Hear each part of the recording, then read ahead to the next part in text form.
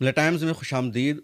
भगवा love trap का दो नहायत ही ख़तरनाक और शर्मनाक मामला सामने आया है और सुनकर आपके भी रोंगटे खड़े हो जाएंगे।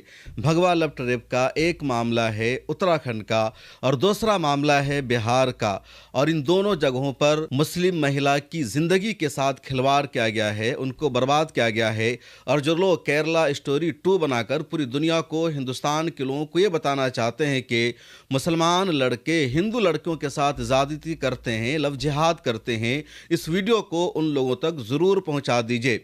वहां फर्जी बुनियाद पर, हकीकत के ख़िलाफ़ महज अफवाह की बुनियाद पर फिल्में बनाई जा रही है, मूवी बनाई जा रही है, देश का माहौल ख़राब किया जा रहा है। दूसरी तरफ बाज़ाब्ता प्रूफ है, सबूत है कि कंटिन्यू हिंदू लड़कों की तरफ से मुस्लिम लड़कियों को मोहब्बत के जाल में फंसाया जाता है, वरगलाया जाता है, उनके साथ रिलेशनशिप बनाया जाता है। ये मुस्लिम लड़कियों के साथ एक बेड पर सोते हैं, कभी उनको होटल लेकर के जाते हैं, उनके साथ घूमते हैं, और जब मोहब्बत के जाल में शिकार वो लड़की शादी का मुतालबा करती है तो कहा जाता है अपना मज़हब तब्दील कर लो, धर्म बदल लो, तब तुम्हारे साथ शादी करेंगे। और मोहब्बत की शिकार ये मुसलमान लड़कियां अपना धर्म तक बदल लेती है, कहती है अब शादी करो, और उसके बाद उसका धर्म बदलवा कर उससे शादी करने से इनकार कर दिया जाता है। कहा जाता है कि हमारे धर्म में तुम्हें एक्सेप्ट नहीं किया जाएगा, तुम हमारी कास्ट से नहीं हो, हमारी जाति से नहीं हो, हमारे घर वाले तुम्हें कबूल नहीं करेंगे। और फिर वो मुसलमान लड़कियां ना घर की रहती है ना घाट की रहती है, क्योंकि एक तरफ वो मुर्तद हो चुकी होती है, इस्लाम को छोड़कर मंदिर में जाकर हिंदू मज़हब को इख्तियार कर चुकी होती है, और इसकी वजह से उसके घर वाले उसको त्याग देते हैं, उससे रिश्ता नाता ख़त्म कर लेते हैं, गांव वालों की तरफ से बायकॉट कर दिया जाता है। और दूसरी तरफ जिन लड़कों से इन लड़कियों को प्यार होता है, मोहब्बत होती है, वो लड़के भी इनको बर्बाद कर देते हैं और कहते हैं कि अब तुमसे हमारा रिश्ता नहीं रहा। और नतीजा ये होता है कि इन लड़कियों का कोई पुरसान हाल नहीं होता, न तो वो जिससे मोहब्बत की थी और न घर वाले, क्योंकि घर वालों के लिए ये सबसे बड़ा ज़िल्लत का और रुसवाई का मामला होता है कि उसकी लड़की किसी लड़के के साथ भाग गई हो, और वो भी वो लड़का जो उनके रिलीजन का हो, धर्म का न हो, फिर उसने अपना मज़हब बदल लिया हो और दोबारा वो लड़की आए। और ऐसी सूरत में कभी इस तरह की लड़कियां खुदकुशी करती है, सुसाइड करती है, कुछ लड़कियां गलत कामों में मुलव्विस हो जाती है, कुछ लड़कियों के अंदर हिम्मत होती है, हौसला होता है, और वो लड़कियां सामने आती है, मीडिया में आकर बातचीत करती है। और इस वक्त ऐसे ही दो लड़कियों की कहानी मैं आपके सामने लेकर आया हूं कि किस तरह उन लड़कियों ने मिल्लत टाइम्स को अपनी दर्दनाक कहानी बताई है, अपनी स्टोरी बताई है, और अब जानेंगे तो आपके रोंगटे खड़े हो जाएंगे। लेकिन उससे पहले आपसे गुजारिश है कि मिल्लत टाइम्स की इस क्लिप को देख लीजिए। माह मुबारक में हमने आप सबसे एक अपील की है, प्लीज़ सुनिए। मौजूदा हालात में मीडिया हमारी सबसे अहम ज़रूरत है, और मिल्लत टाइम्स इस ज़रूरत को, इस कमी को पूरा करने की कोशिश कर रहा है। और आपने हमेशा मिल्लत टाइम्स को आगे बढ़ाने के लिए हमें सपोर्ट किया है। आपसे गुजारिश है इस साल भी माह मुबारक में हमें सपोर्ट कीजिए। अगर आप में से कुछ लोगों ने भी सालाना सिर्फ 1000 रुपये मिल्लत टाइम्स को इस रमज़ान में मेंबरशिप की फ़ीस के तौर पर दे दिया तो मिल्लत टाइम्स का निज़ाम आसानी से चलता रहेगा। उत्तराखंड में एक जगह है उधम सिंह, और वहाँ एक जगह है काशीपुर। वहाँ एक नौजवान है जिसका नाम है अरुण कुमार। ये पुलिस एहलकार है, पुलिस में इसकी ड्यूटी है, और ये एक मुसलमान लड़की को मोहब्बत के जाल में फंसाता है, उसके साथ इश्क का इजहार करता है। उस मुसलमान लड़की को ये कहता है मैं तुम्हारे साथ शादी करूँगा, और ये मुसलमान लड़की अरुण कुमार के मोहब्बत में गिरफ्तार हो जाती है, उसके साथ इश्क करती है। दोनों का शादी से पहले ही मिलना जुलना हो जाता है, दोनों तन्हाई में मिलते हैं, दोनों एक साथ रातें गुजारते हैं, दोनों होटल में जाते हैं। अरुण कुमार इस मुस्लिम महिला के घर आता है अकेले में, इनके साथ रातें गुजारता है, सब कुछ इनका चल रहा होता है। और मुस्लिम महिला से अरुण कुमार कहता है कि मैं तुमसे शादी करूंगा, तुम्हारे बगैर नहीं रह पाऊंगा। उसके बाद जब 6-7 महीने गुजर जाते हैं तब ये मुस्लिम महिला अरुण कुमार से कहती है 7-8 महीने के अरसे गुजर चुके हैं। हम लोगों ने वो सब काम कर लिया जो शादी के बाद किया जाता है, इसलिए अब हमें शादी कर लेनी चाहिए। मौजूदा हालात में मीडिया हमारी सबसे अहम ज़रूरत है और मिल्लत टाइम्स इस ज़रूरत को, इस कमी को पूरा करने की कोशिश कर रहा है और आपने हमेशा मिल्लत टाइम्स को आगे बढ़ाने के लिए हमें सपोर्ट किया है। आपसे गुजारिश है इस साल भी माह मुबारक में हमें सपोर्ट कीजिए। अगर आप में से कुछ लोगों ने भी सालाना सिर्फ 1000 रुपये मिल्लत टाइम्स को इस रमज़ान में मेंबरशिप की फ़ीस के तौर पर दे दिया तो मिल्लत टाइम्स का निज़ाम आसानी से चलता रहेगा। उसके बाद अरुण कुमार कहता है, मैं तुमसे मंदिर में शादी करूंगा और शादी करने से पहले तुमको हिंदू धर्म को इख्तियार करना होगा, हिंदू बनना होगा। तुम मुसलमान हो इसलिए मैं तुम्हारे साथ शादी नहीं कर सकता हूं। और ये मुस्लिम महिला कहती है कि नहीं, हमारी बातचीत यही हुई थी कि तुम अपने धर्म पर बाकी रहोगे, मैं अपने धर्म पर बाकी रहूंगी, फिर तुम क्यों ये चाहते हो कि मैं मंदिर में जाकर शादी करूं? बल्कि हमें निकाह कर लेना चाहिए और अगर हम निकाह नहीं कर सकते तो हमें कम से कम यूसीसी जो उत्तराखंड में नाफिज हो चुका है, यानी यूनिफॉर्म सिविल कोड, उसके तहत अपने निकाह को रजिस्टर करवाना चाहिए। लेकिन अरुण कुमार इनकार करता है। जब बहुत ज़्यादा मुतालबा करती है मुस्लिम लड़की, ये महिला, कि नहीं तुम हमारे साथ शादी करो वरना मैं तुम्हारे ऊपर मुकदमा दर्ज करूंगी, केस दर्ज करूंगी।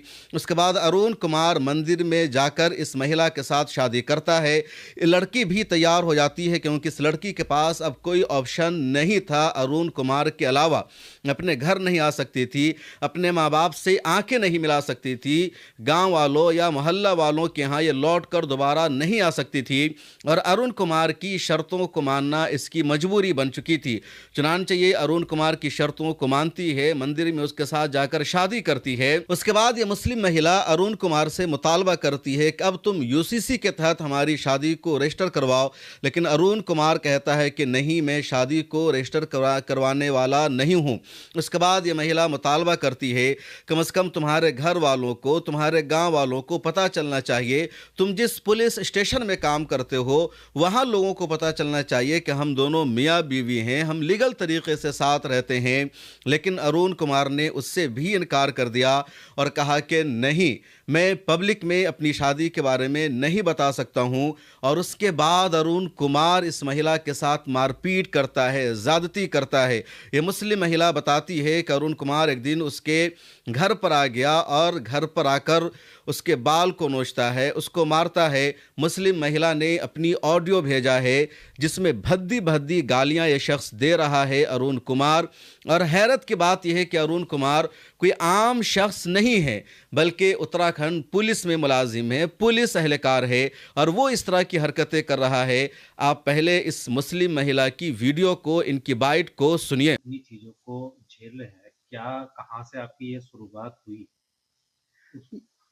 ये सन 2024 में मेरी फ्रेंड के थ्रू में इससे मुलाकात हुई थी मेरी। और ये हमें रुद्रपुर स्टेडियम लेकर गया था। उसके बाद ये मुझे फोर्स करने लगा बात करने के लिए। मेरी फ्रेंड से मेरा नंबर ले लिया इसने। फिर उसके बाद ये मुझे दबाव बनाने लगा कि मुझसे बात करो, बात करो, बात करो। कितने वक़्त तक दबाव इसने कम से कम 2 महीने लगातार इसने मुझे बात करने के लिए फ़ोर्स किया। फिर मैंने इससे बात करना स्टार्ट कर लिया। इसने मुझे पूरा भरोसा दिलाया कि हम साथ में रहेंगे और हम दोनों शादी भी करेंगे। उसके बाद क्या होता है कि 3-4 महीने तक ठीक चलता है सारी चीज़ें। फिर उसके बाद होता है इसकी भवाली पोस्टिंग। ये इसका नाम अरुण कुमार है और ये रहने वाला बरखेड़े पांडे से है। इसके पिता का नाम जयप्रकाश सिंह है और ये उत्तराखंड पुलिस में तैनात है। तो सन 2025 1 महीना 1 तारीख सॉरी। और ये मुझे भवाली इसकी पोस्टिंग थी, मुझे भवाली बुलाता है टैक्सी करके। मैं जैसे भवाली जाती हूँ उसके बाद सारी चीज़ें ठीक होती हैं। फिर ये जब रात में सो जाता है मैं इसका फ़ोन चेक करती हूँ, उस फ़ोन में दिखता है कि इसकी कहीं और एंगेजमेंट हो गई है, उसकी फ़ोटोज़, वीडियोज़ उसमें मैं देखती हूँ और काफ़ी सारी इन दोनों की आपस में वीडियो कॉल पे बातें हो रखी है। फिर मैं उस चीज़ का ऑब्जेक्शन उठाती हूँ कि ये सारी चीज़ें क्या है और तूने मुझसे प्रॉमिस किया है शादी का, मेरे साथ तू रह रहा है, सारी चीज़ें कर रहा है, तो ये तो गलत है। तो वो बोलता है कि नहीं, मेरे को तुझसे शादी नहीं करनी है और मैं मुस्लिम समाज से हूँ, तो उसमें बोलता है कि तू मुसलमान है, मेरे घर वाले एग्री नहीं होंगे। मैंने उसको बोला कि ये चीज़ तो तुझे पहले ही नहीं दिख रही थी कि मैं मुसलमान हूँ, मेरा फ्यूचर और मेरी लाइफ बर्बाद करके अब तुझे दिख रहा है कि मैं मुसलमान हूँ। उसके बाद वो मुझे बहुत बुरी तरह से मारता है, पीटता है। उसके बाद मैं काशीपुर आ जाती हूँ, सुबह में अपने घर आ जाती हूँ। उसके बाद क्या होता है, ये मुझे फिर से कॉल मैसेज करना स्टार्ट कर देता है कि मैंने उससे रिश्ता तोड़ दिया है, मेरी शादी खत्म हो गई है उससे और मैं तुझसे ही शादी करूँगा। तू ऐसा कर, ये मुझे 6 तारीख जनवरी में मेरे को बुलाता है सन 2025 में कि तू सारे डॉक्यूमेंट लेकर अपने नैनीताल आ जा। मैं जैसे नैनीताल जाती हूँ, तो मेरी एक दोस्त मेरे साथ और जाती है नैनीताल। ये मैं अपना फ़ोन उसको दे देती हूँ कि मेरा फ़ोन रख लेना सँभाल के। उसके बाद जाते ही ये मेरे साथ पहले तो प्यार से पेश आता है। उसके बाद ये मुझसे माँगता है कि फ़ोन कहाँ पर है? मैं इसको अपना फ़ोन नहीं देती हूँ। उसके बाद इसने मुझे मारना-पीटना स्टार्ट कर दिया बहुत बुरी तरह से। फ़ोन लेने की वजह? फ़ोन लेने की वजह ये थी सर कि उसमें इसके खिलाफ सारे एविडेंस थे। उन एविडेंस को ये ख़त्म करना चाहता था। मेरा फ़ोन लेकर तोड़ना या फेंकना चाहता था। उसके बाद ये हुआ कि जहाँ होटल में हम रुके थे, वहाँ पे इसने मुझे बहुत बुरी तरह से मारा-पीटा, जिसकी वीडियो मेरे पास है। और मुझे बहुत बुरी तरह से मारा-पीटा और मेरे ऊपर दबाव बनाने लगा कि फ़ोन चाहिए मुझे किसी भी हाल में। मैंने फ़ोन नहीं दिया, तो उसके बाद इसने मुझे बहुत बुरी तरह से मारा-पीटा। मैं फिर वापस अपने घर आ गई। ये घटना कहाँ की? ये घटना नैनीताल की है। वहाँ आपने पहले भी? हाँ जी सर, फिर मैंने सीओ साहब के वहाँ नैनीताल एक एप्लीकेशन दी थी। उसके बाद फिर मेरा उन्होंने बयान लिखवाए। उसके बाद जाकर वो एप्लीकेशन मल्लीताल थाने में उससे वहाँ से एफआईआर दर्ज हो गई उसकी। फिर उसके बाद क्या होता है कि उसके बाद ये मुझ पे फिर से दबाव बनाने लग जाता है कि वो जो एप्लीकेशन दी है उसको वापस ले। जबकि मैं नहीं लेती हूँ, मैं साफ मना कर देती हूँ कि नहीं, आपने मेरे साथ ही बहुत ही गलत किया है और इसकी पनिशमेंट मिलनी चाहिए। उसके बाद क्या होता है कि ये मेरे घर में दोबारा से हमला करते हैं। ये 3-4 व्यक्ति आते हैं, जिसमें अरुण कुमार भी आता है, उसके 2-3 दोस्त उसके साथ आते हैं। ये मेरे घर में घुसकर मुझे बहुत बुरी तरह से मारते-पीटते हैं। कारण? कारण ये था कि जो मुकदमा चल रहा है उसको वापस लो। फिर मैंने वो सारा मामला जो है मेरा, मैंने नैनीताल हाई कोर्ट में डाल रखा है। उसके बाद ये मुझे वो दबाव बनाते हैं कि नैनीताल हाई कोर्ट से वो सारा जो मामला है वो वापस लो। उसके बाद होता है कि अरुण कुमार अपने अन्य दोस्तों के साथ मेरे घर में घुसता है और मुझे बहुत बुरी तरह से मारते-पीटते हैं, जिससे मेरे मुँह पर खुली चोटें भी आती हैं। फिर मैं थाना आईटीआई काशीपुर जाती हूँ। उन लोगों ने मेरा मेडिकल कराया, लेकिन उसके खिलाफ कोई एक्शन नहीं लिया पुलिस ने। ये कब की घटना है? ये घटना है 5वाँ महीना सन 2025 की घटना है ये।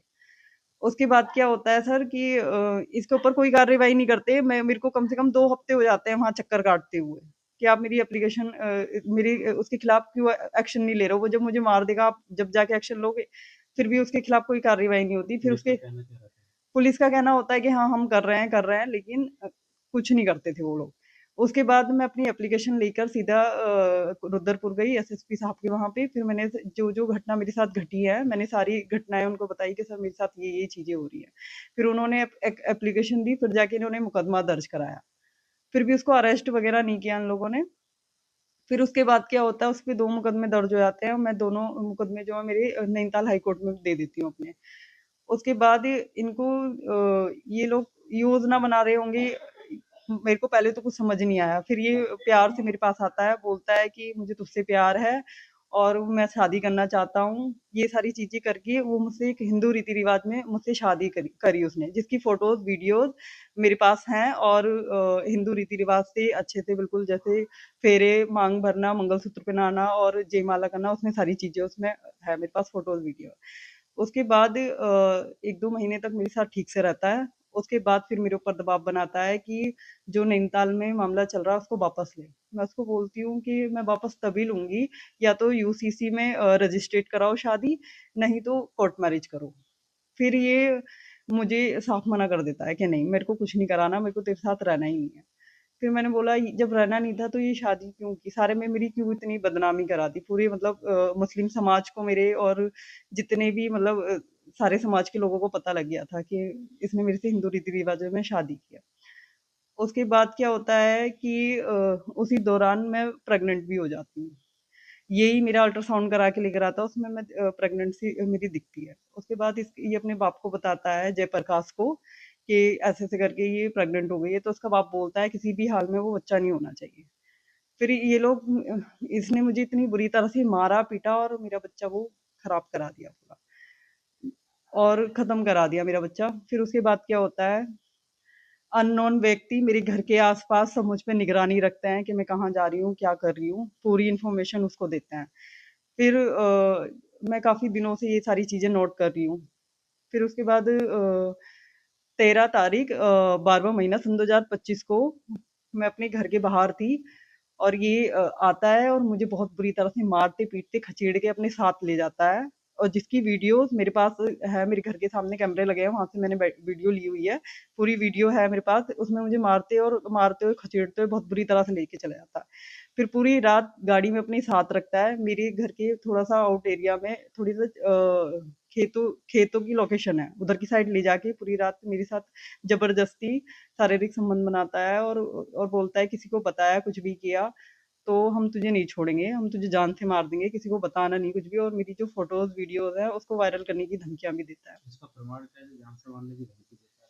सर ये मैं आपको पूरी स्टोरी बताती हूँ कि 7 तारीख को यही वाक़या फिर 25 तारीख सन वो 24 तारीख सन 12वाँ महीना सन 2025 को सेम दुर्घटना फिर होती है। मेरे घर से मुझे खींच-खाच के लेके जाता है और फिर से सेम यही चीज़ें करता है।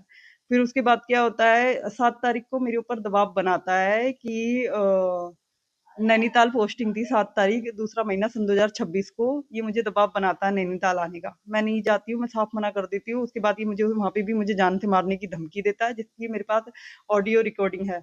और फिर 7 तारीख को ही दूसरी बार फ़ोन करके मुझे बोलता है कि पूरा पुलिस प्रशासन मेरा है और अभी तक तूने मेरा कुछ उखाड़ा नहीं है, ना तू आगे पूरा उखाड़ पाएगी। इसकी बैकग्राउंड इसका बैकग्राउंड सर ये है कि इसकी जो सगी भाभी है निशु गौतम, वो दरोगा है और इसके एक चाचा हैं जयपाल सिंह, वो भी दरोगा हैं और इसका बाप अपने बाप को बोलता है मेरा बाप खनन अधिकारी है।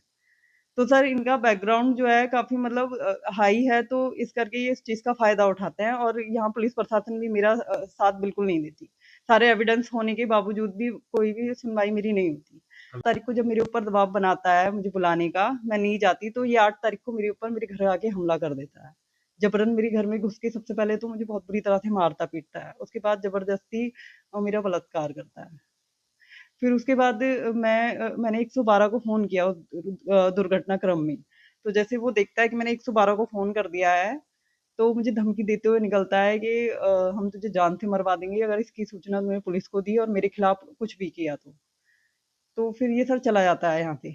उसके बाद पुलिस आती है, पुलिस मुझे लेके जाती है और 8 तारीख को ही रात को फिर मैंने उनको बोला आप मेरा मेडिकल कराओ और इसके खिलाफ एक्शन लो। ये बहुत बार भी ये दुर्घटना कर चुका है और मेरे पास 3 रिसीविंग ऑलरेडी पहले की भी पड़ी हुई है जिसमें मुझे बहुत बुरी तरह से मारा-पीटा गया है और मेरा फ़ोन-वोन छीन के ले जाया गया है और मेरे घर में एक बार इन लोगों ने चोरी भी की है।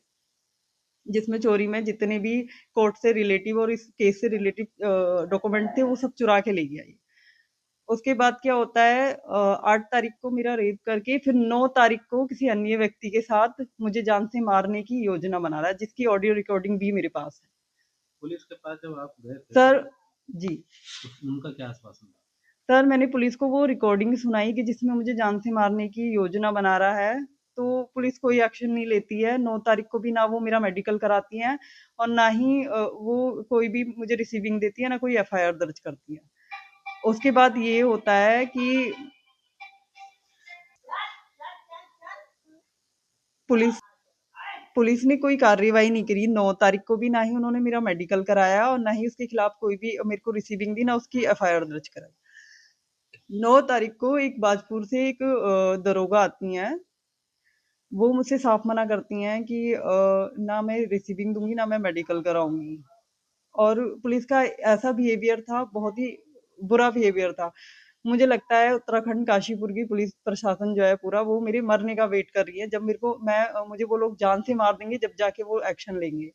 जैसे कि हमारी लड़कियों के साथ हो रहा है, अंकिता भंडारी को अभी तक इंसाफ नहीं मिला। मैं तो जीते जी इंसाफ माँग रही हूँ, मुझे कोई इंसाफ नहीं मिल रहा है अभी भी। मेरे पास सारे एविडेंस होने के बावजूद भी, सारे सबूत होने के बावजूद भी ये लोग कोई एक्शन नहीं ले रहा उनके खिलाफ क्योंकि वो पुलिस में है लड़का और पूरा पुलिस प्रशासन जो है उसका साथ देने में लगी हूँ। मुझे जहाँ तक ऐसा लग रहा है क्योंकि अभी तक मेरी कोई सुनवाई नहीं हुई है, ना ही अब 9 तारीख को ना इन लोगों ने मेरा मेडिकल कराया, ना ही मेरी रिपोर्ट दर्ज करी है और ना ही मेरी मुझे रिसीविंग दिया।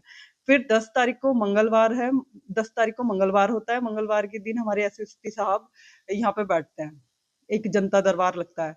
फिर मैं वहाँ जाती हूँ अपने सारे डॉक्यूमेंट लेकर और सारे एविडेंस लेके कि सर मेरे साथ ये घटना घटी है और जिसमें काशीपुर प्रशासन की कोई भी पुलिस मेरा साथ देने को तैयार नहीं है, सारे एविडेंस दिखाने के बावजूद भी। ना उन्होंने मेरा मेडिकल कराया, ना कोई एप्लीकेशन दी है। फिर एसएसपी साहब ऑर्डर देते हैं कि मेडिकल कराओ और इसकी जांच करो और मुकदमा दर्ज करो। तब जाके 10 तारीख को वो मुकदमा दर्ज होता है और 48 घंटे बाद मेरा मेडिकल होता है। उसके बाद अभी 10 तारीख से आज का दिन है, अभी तक उसको ना गिरफ्तार किया, ना उसके खिलाफ कोई कार्रवाई की है पुलिस वालों। कार्रवाई नहीं होती है, वो लोग तो मुझे मारना चाहती हैं और मैं रोज एक घुट-घुट के अपनी ज़िंदगी जी रही हूँ। मुझे बहुत डर लग रहा है माहौल से कि वो मुझे कहीं मार ना दें, कभी कुछ हो ना जाए। इस करके सर मैं घर से बाहर भी नहीं निकल रही हूँ ज़्यादा और मुझे बहुत ही डर है इस चीज़ का, अपनी जान का बहुत ही खतरा बना हुआ है। और यहाँ की पुलिस प्रशासन मुझे लगता है सब उसके सपोर्ट में है, कोई भी मेरे सपोर्ट में मुझे कहीं तक नहीं दिखाई। पुलिस एहलकार अरुण कुमार के खिलाफ मुस्लिम महिला ने मुकदमा दर्ज करवा रखा है, लेकिन अभी तक कोई कार्रवाई नहीं की गई है, कोई एक्शन नहीं लिया गया है, उसके खिलाफ कोई गिरफ्तारी भी नहीं हुई है। क्या कुछ कहना है पुलिस का, उसको भी सुन लीजिए। सर, एक सिपाही पर जो नैनीताल में कार्यरत है, तैनात है, उस पर एक मुकदमा दर्ज हुआ है। क्या आखिर मामला है और किस तरीके की कार्रवाई की जा रही है? कोतवाली काशीपुर पर एक पीड़िता के द्वारा इस आशय की तहरीर दी गई कि एक व्यक्ति से उसने प्रेम विवाह किया था और प्रेम विवाह के उपरांत उनके दाम्पत्य संबंधों में मतभेद की स्थिति उत्पन्न हुई। उसमें उनके विरुद्ध पूर्व से मुकदमे चले आ रहे हैं और अब इस घटनाक्रम में भी उसके पति, जिसका नाम अरुण कुमार पुत्र जयप्रकाश है, जो काशीपुर क्षेत्र अंतर्गत निवासित है, उसके द्वारा उसके साथ मारपीट और अन्य घटनाएं कारित की गई हैं, जिसमें सुसंगत धाराओं में अभियोग पंजीकृत किया गया है और साक्ष्य संकलन आदि विवेचनात्मक कार्रवाई प्रचलित है। जो भी तथ्य प्रकाश में आएंगे उसके आधार पर अग्रिम विधिक कार्रवाई की जाएगी। अब हैरत की बात यह है कि पुलिस एहलकार है और वो एक मुस्लिम महिला को सुरक्षा देने की जगह उनके साथ रेप करता है, उनको धोखा देता है, फ्रॉड करता है, शादी का झांसा देकर, शादी की लालच देकर उसका धर्म और मजहब तब्दील करवाता है और फिर उस मुस्लिम महिला को वो बेयारो मददगार छोड़ देता है। जिसने भद्दी भद्दी गालियां दी है उसके कुछ पार्ट को जरा सा सुनिए। अगर मेरा बाप का नाम है तेरे सैनिक कॉलोनी में बहुत तेरे जहाँ रह रही है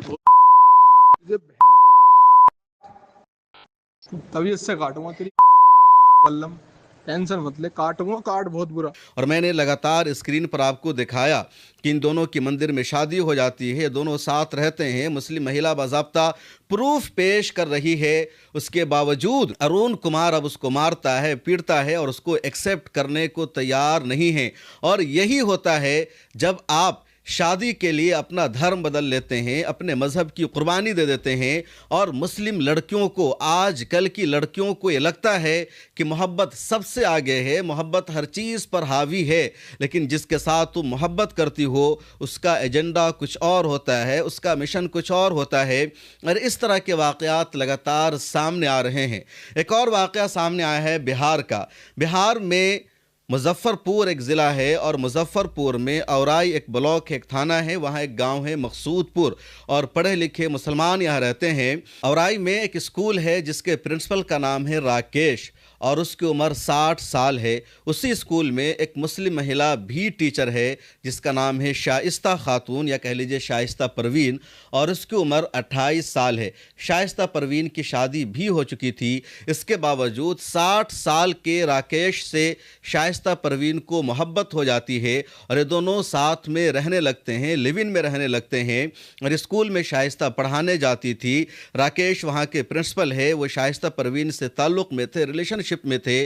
और उसके बाद अचानक खबर आती है कि शाइस्ता और राकेश दोनों स्कूल से गायब हैं, अपने घरों से गायब है। शाइस्ता परवीन के घर वालों ने तलाशी ली, कोशिश की, पुलिस में कंप्लेन दर्ज करवाया। तो उसके बाद पता यह चलता है कि राकेश शाइस्ता को लेकर हिंदुस्तान से बाहर भाग चुका है, मुल्क से फरार हो चुका है, यानी नेपाल जा चुके हैं, क्योंकि हिंदुस्तानियों को नेपाल जाने के लिए पासपोर्ट और वीज़े की ज़रूरत नहीं पड़ती है, जो जब चाहे नेपाल जा सकता है। चुनांचे राकेश ने अपने फ्रॉड को, अपने जराइम को अंजाम देने के लिए सीधे नेपाल का रुख किया। शाइस्ता को लेकर वो नेपाल चला जाता है और जब शाइस्ता परवीन के भाइयों ने पुलिस स्टेशन में शिकायत दर्ज कराई, किडनैपिंग का मुकदमा दर्ज करवाया, पुलिस ने तलाशी ली और जब दबाव बनने लगता है राकेश पर, तो उसने शाइस्ता परवीन से एक वीडियो जारी करवाई और उसमें शाइस्ता परवीन ये कहती है मास्क लगाकर कि मैं अपनी मर्जी से आई हूँ, मैं भागी नहीं हूँ, राकेश के घर वालों को परेशान न करे।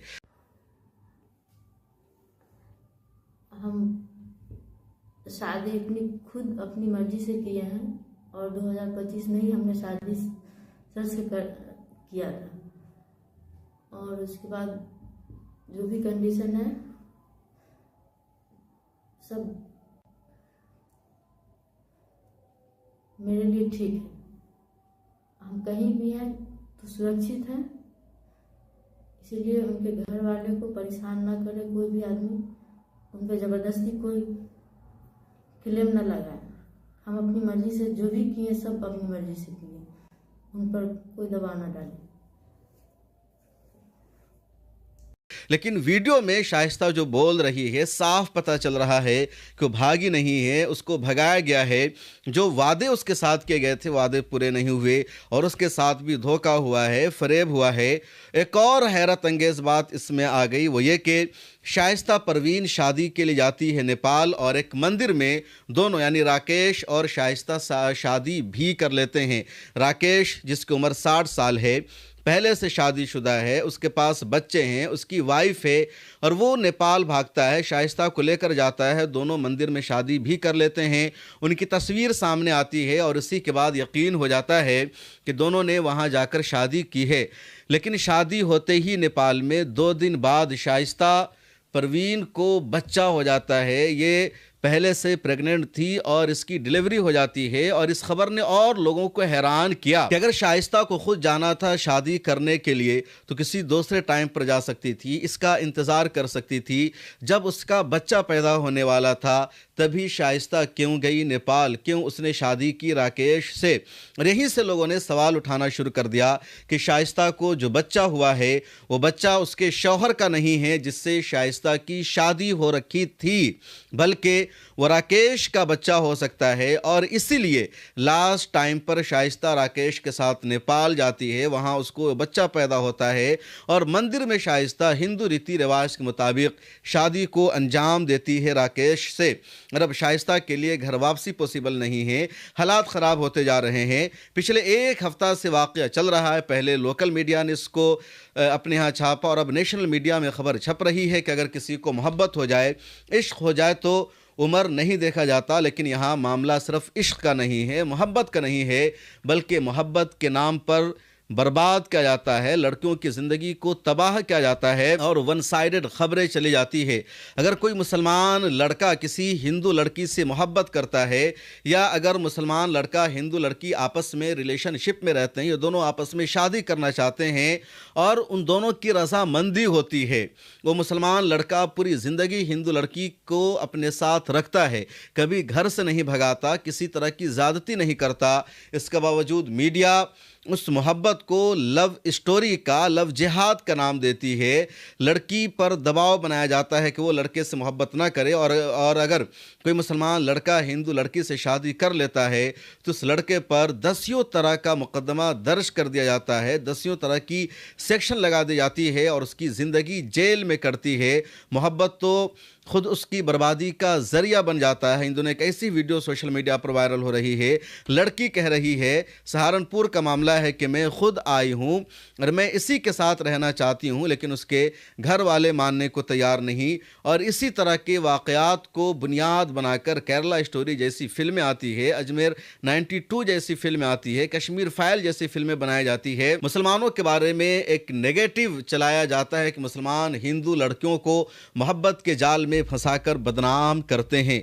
लेकिन ये जो वाक़यात है हकीकत पर मबनी है। आज तक ने भी इस खबर को कवर किया है, दूसरी जगहों पर खबर आ गई है।